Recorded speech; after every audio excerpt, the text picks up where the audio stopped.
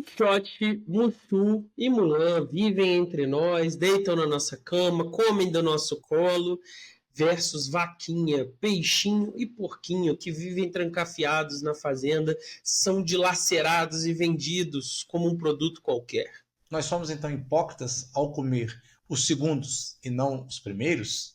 Deveríamos ser democráticos e comer também os cachorros? Ou deveríamos desistir completamente, abandonar, cessar e parar de comer qualquer tipo de animal? No último programa, a gente viu alguns argumentos de Peter Singer sobre parar de comer carne, e hoje a gente vai continuar explorando essa lógica utilitarista contra o consumo de carne e ver seus críticos. Eu estou aqui com um homem que ama todos os animais, mas come alguns, Rodrigo R. de Carvalho. E eu com aquele que gostaria muito que os cachorros falassem, Pedro Cortá. E vai começar mais um Não Precisa Copiar. Se você não ficou satisfeito com os argumentos dos Peter Singer, vai ter um outro filósofo, dessa vez americano, que é o Tom Reagan. E o Tom Reagan é o nome do filho do adotivo do Corleone, Rodrigo? Não faço Tom a menor Reagan? ideia. Cara, como é que você sabe o Não nome é um do negócio filho assim. adotivo do Corleone? Você não gosta de Poderoso Chefão? Ele Gosto. defendeu que também não deveríamos comer carne, mas por um motivo diferente. Agora eu não prestei atenção em nada e fiquei aqui só pensando no Tom Reagan, querendo pesquisar se o nome dele é esse. Vamos em frente. No entanto, embora o Reagan tenha sido uma das pessoas que mais lutou, nos tribunais para garantir direitos fundamentais aos animais, houve um tempo em que não apenas comia carne, mas também vendia carne. Como ele mesmo confessou, durante pelo menos metade da sua vida ele não teve consciência animal, que é a consciência desses direitos que os animais deveriam ter. Assim como muito de nós, né? E exceto pelos pets, pelos animais que a gente compartilha na nossa vida, os outros animais, os animais de consumo, eles são só produtos, mercadorias, muito parecidos com blocos de madeira que a gente usa ali na lareira. Exatamente. E isso é tão patente que a gente vê, por exemplo, que o trabalho do açougueiro, para a maioria esmagadora das pessoas, não é mais polêmico do que o trabalho do carpinteiro. Então, a minha irmã é arquiteta, aí ela vai lá numa loja de móveis planejados que o cara corta as madeiras e expõe lá os móveis. Ele faz isso à luz do dia, e se você descer aqui na rua, você vai no açougue, e o que tem lá no açougue? Um monte de pedaços de carne pendurado.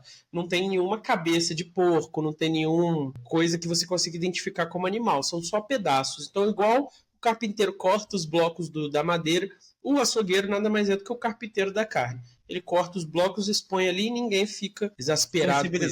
Sensibilizado.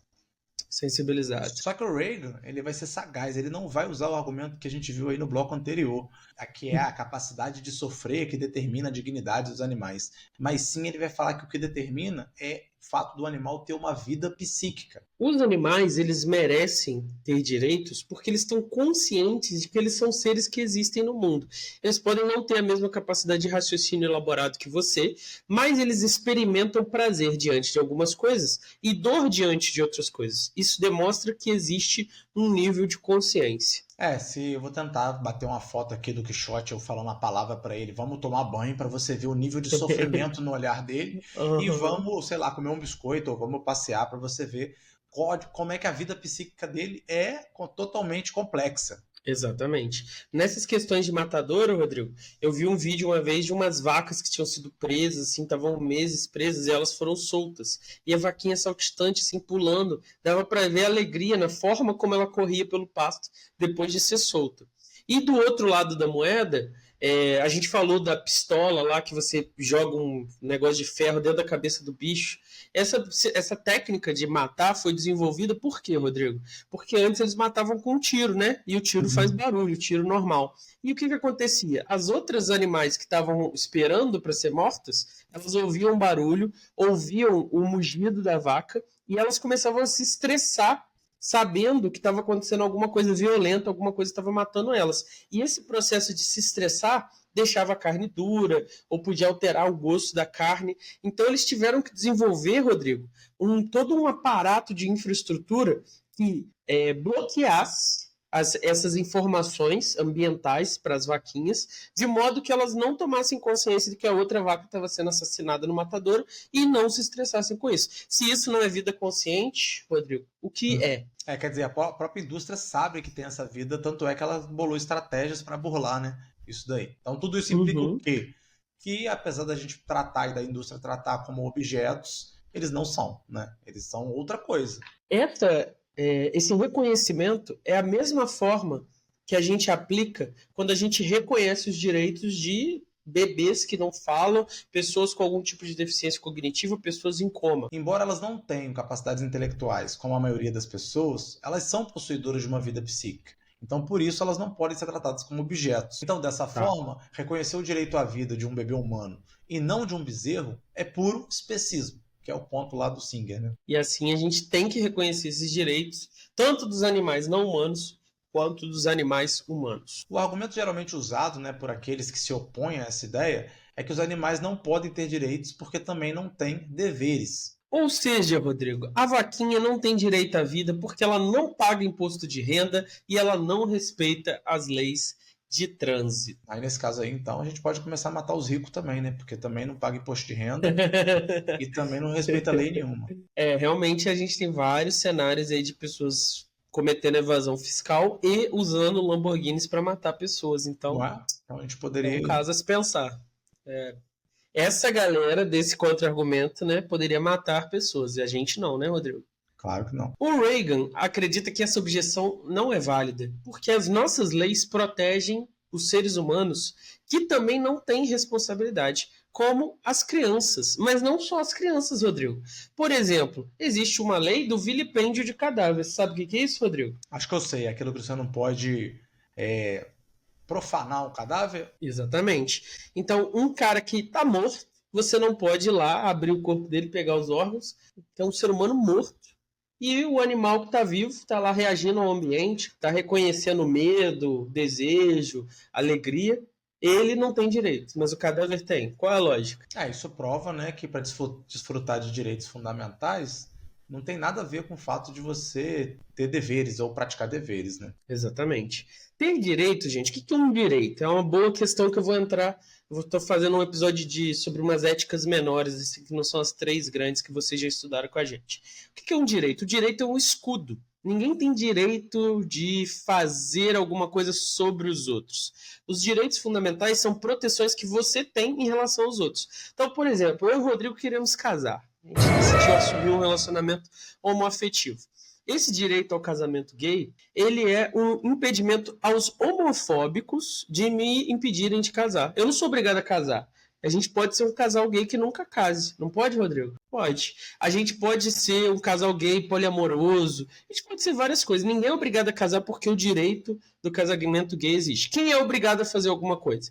Se eu sou um tabelião de um cartório homofóbico, eu sou obrigado a reconhecer o casamento. Entendeu? Se eu sou um juiz de paz homofóbico, eu sou obrigado a reconhecer o casamento. Dentro do mundo da lei civil, da lei mundana, da lei secular, eu sou obrigado a reconhecer esse direito. Mas ninguém é obrigado a casar. Isso é um direito. Então, os direitos são um limite à liberdade dos outros. Então, ninguém no exercício de sua liberdade tem o direito de torturar um bebê. E mesmo que eu desenvolva Alzheimer e perca a capacidade de ter responsabilidades, ninguém tem direito de me torturar. Eu, o bebê e o animal, nós compartilhamos uma dignidade fundamental. E é essa dignidade que é o centro dos nossos direitos. Algumas críticas dentro do próprio utilitarismo afirmam que a aplicação dessas ideias aí do Singer e do Reagan, elas são impraticáveis. Se a gente considerar o sofrimento de todos os seres que existem na natureza, no ambiente, na atmosfera, na água, em todos eles,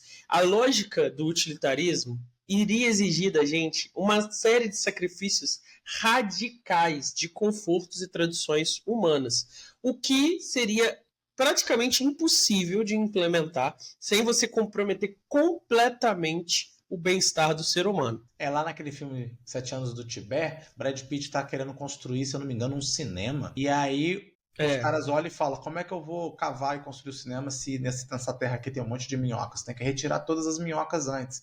E aí ele fica olhando chocado, assim, como é que é? O progresso da obra do cinema vai ter que esperar recolher todas as minhocas.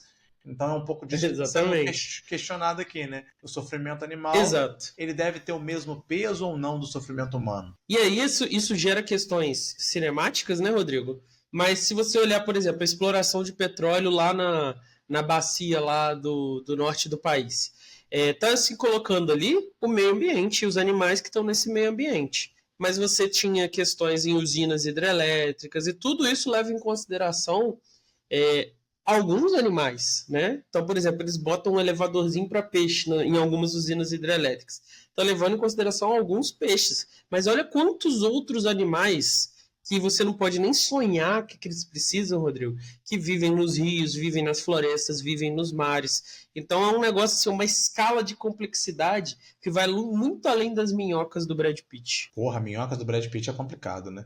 Mas enfim, embora o Singer fique nessa questão do sofrimento em si, né, sem olhar muito qual espécie que está sofrendo, alguns utilitaristas vão ponderar que o sofrimento humano ele tem consequências muito mais complexas e profundas para a sociedade.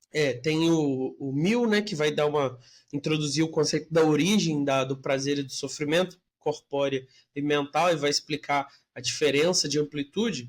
Mas um exemplo disso é que o sofrimento de um indivíduo humano ele pode gerar empatia, coesão social e até movimentos de transformação e mudança que vão beneficiar a sociedade como um todo. Então, alguém que está sendo oprimido, essa pessoa pode fazer um grande gesto de sofrimento e nesse grande gesto ela gerar consequências que vão causar novos benefícios no futuro. Tem aquelas pessoas, né, que botam fogo no próprio corpo para protestar.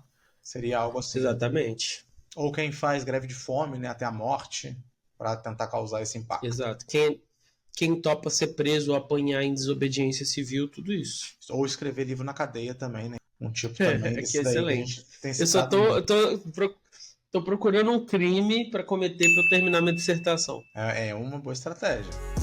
Esse vídeo aqui foi feito com o apoio de uma incrível empresa que é parceira do Não Precisa Copiar há um tempão já, Rodrigo. Sabiá Registros de Marcas. Diz aí para o nosso ouvinte se ele tiver um projeto, se ele tiver uma empresa, se ele tiver um produto e ele quiser proteger, o que ele pode fazer? Ele vai fazer uma coisa muito simples, ele vai olhar aí na nossa descrição, vai contatar o Sabiá Registro de Marcas e vai deixar tudo por conta deles, vai usar o nosso cupom NPC10 e não vai ter mais problema nenhum. Eles só vão assinar um papel virtual, né? E vão deixar por conta do pessoal da Sabiá, que vai resolver tudo. Vai só entregar a marca já registrada e protegida para o nosso ouvinte. No entanto, apesar de tudo isso, tem umas pessoas mais moderadas, né, os reformistas aí, que dizem o seguinte, né? Dependendo das práticas agrícolas, se elas forem sustentáveis, se a criação dos animais, a gente tem uma fazenda de animais felizes, talvez isso possa ser até moralmente aceitável. Pensa comigo, Rodrigo. Na natureza, a predação e o consumo de carne é algo que existe, né? Então faz parte da ordem natural do mundo isso, a predação e o consumo de carne. Então, se os seres humanos são biologicamente onívoros, isso deveria ser levado também em consideração ao determinar nossa moralidade em relação ao consumo de carne. E de maneira geral, todos os seres estão numa grande rede conectada de presas e predadores, que vai lá das plantinhas até os predadores superiores. Não é como se a natureza fosse um grande estado de natureza do Rousseau, né, Rodrigo? Onde todos os animais se abraçam. O gatinho que estava aqui miando, atrapalhando a gravação, ele pulou pro morro e ele vai aparecer daqui a pouco aí com um lagarto lá embaixo, com um bicho na boca. Então, o mundo lá fora, ouvinte, ele é terrível. Isso então sugere que a produção de carne, ela não é o problema em si. O problema é que nós confinamos, estressamos, prendemos, torturamos. Então a forma como a gente produz isso, como a indústria trabalha, essa questão dos seres vivos que são consumidos, é aí que está o ponto do problema. E aí o argumento seria que nesses pequenos ecossistemas rurais seria possível desenvolver um manejo desses animais que vai ser mais sustentável e vai manter uma relação mais equilibrada e que seria menos danosa. Então o que esses críticos estão argumentando é que a total abstenção, né, de produtos de origem animal, ela não é necessária. E também ela não é a única maneira que a gente tem de evitar o sofrimento. A última crítica utilitarista que é feita aos utilitaristas que a gente estudou aqui, então é uma, como é que você fala, Rodrigo, sempre? Uma crítica imanente, né? Se é interna aos próprios pressupostos, é imanente. Exatamente. É uma crítica das consequências que a remoção da indústria de carne teria nos países menos desenvolvidos. Então, como vocês bem sabem, o PIB brasileiro, por exemplo, é carregado pelo agro. Quem é esse agro? Tem várias produções, mas as grandes são soja e carne. Só que a soja é para quê, Rodrigo? É para alimentar bichos também, por aí, no mundo.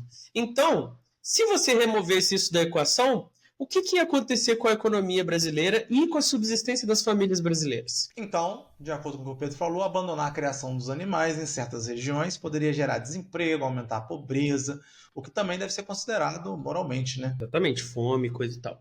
E agora, para finalizar, uma crítica que não é utilitarista, uma crítica de fora. Qual que é a palavrinha, Rodrigo? Eu esqueci. Transcendente, Isso. né? Transcendente. Transcendente? É, que vem de Suspeito, fora mas vamos lá. do externo. Um outro crítico que não é utilitarista é o filósofo Karl Corren. E ele vai dizer que o especismo, ou seja, a excepcionalidade humana, que o valor moral do ser humano é especial, que nós usamos, é justificado. Por quê, Rodrigo? Porque só seres humanos são agentes morais. Embora os animais então possam sofrer, eles não têm as mesmas capacidades morais e, portanto, não devem ser tratados da mesma maneira. A ideia aqui é que se não existissem seres humanos, não existiria alguém para reconhecer os males do consumo da carne e do tratamento aos animais. Pensa, por exemplo, Rodrigo, num filme de... Já viu esses filmes de natureza, que você vê uma onça caçando, uma capivara, por exemplo? Você está ali assistindo e você está vendo o filme do ponto de vista da capivara. Você acompanhou ela criando as capivarinhas e de repente corta para o narrador falando que a onça está espreitando e você começa a ficar ansioso e vai. A onça come a capivara e você chora. Meu Deus, o que vai ser das capivarinhas? Aí corta para as capivarinhas indo na água, nadando, fugindo. Isso tudo só faz sentido moral, você achar que a onça é ruim, que você é bom, porque nós somos seres humanos. Se só existissem capivaras e onça, eles iam ficar se matando e não teria essa reflexão do que é o mal, do que é o bem, do que é o certo, do que é o errado. Resumindo, no filme Bambi, quando matam a mãe do Bambi, a gente pode ficar bolado porque foi um agente moral que matou, que é o ser humano. Mas como se fosse uma onça comendo a mãe do Bambi, tava tudo tranquilo. Não é que tá tranquilo. A mãe do Bambi, o Bambi poderia até ficar triste, falar assim, meu Deus, minha mãe morreu, eu tô triste. Mas o Bambi jamais poderia falar assim, você agiu errado comigo. Você está equivocado. Você não deveria comer carne. Se você gostou do nosso episódio, você vai clicar. A primeira coisa que você vai fazer é clicar na playlist, ver se tem outros episódios vinculados a esse episódio. Assistir também. Descobrir quais são as outras playlists do Não Precisa Copiar. Ver o que te interessa assistir. O que mais que você pode fazer, Pedro Cortar? Se você gostou do vídeo, não deixe de curtir, compartilhar, comentar. Se você não gostou, comenta também, xinga a gente, discute. E é isso. É isso aí, valeu!